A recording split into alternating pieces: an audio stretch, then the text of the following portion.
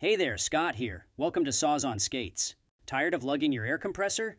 Ditch the tripping hazard and transform it into a mobile workstation with this DIY cart. Storage trays keep tools and supplies at your fingertips, a built-in hose hanger eliminates tangles, and wheels make it portable to conquer any project. To get your free plan, including detailed instructions and measurements, click the link in the description box below. I began building the cart but realized it was bigger than I wanted, so I disassembled it and redesigned it to be more compact. Some early assembly clips show the larger size. However, the steps are the same, and the printed plan reflects the updated measurements. I started by assembling the base, cutting a piece of 3/4 inch plywood to 19 by 19 inches using a circular saw and a Kreg rip cut. Then, I used the diagram in the printed plan to mark the locations for pocket holes. I set my pocket hole jig for 3/4 inch material and drilled a pocket hole at each mark. Then, I cut two pieces of 1x6 to 33 inches for the uprights.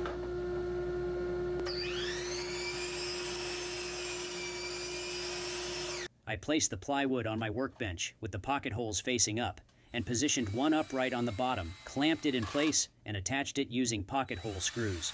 Here's a handy tip. I used my foot to hold the upright in position while I clamped it. Then, I repeated this step for the second upright. Handle the assembly with caution. The uprights lack full support at this stage and will be a little wobbly. The base's sides connect to the uprights and the front with pocket hole screws.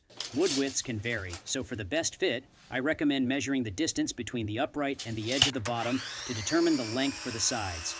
Then, cut two pieces of 1x4 to length for the sides and drill two pocket holes on each end. Position one side on the bottom, clamp and attach using pocket hole screws. Repeat this step for the second side. The front and back stretch from side to side.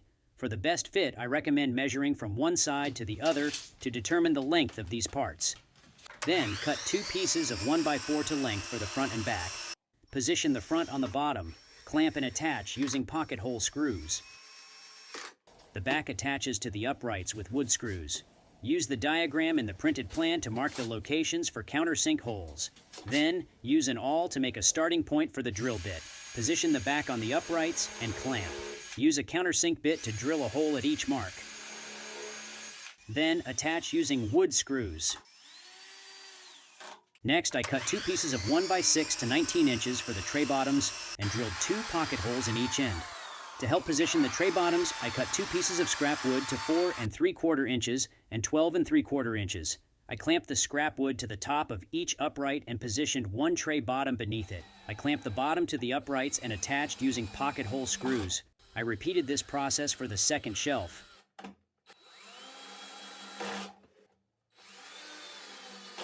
I cut four pieces of 1x6 to 20.5 inches for the tray sides. Using the diagram in the printed plan, I marked the locations for countersink holes and used an awl to make a starting point for the drill bit. I positioned one tray side on the front of the uprights and clamped it in position. I drilled countersink holes at each mark and attached using wood screws. Then, I repeated this step for the lower tray.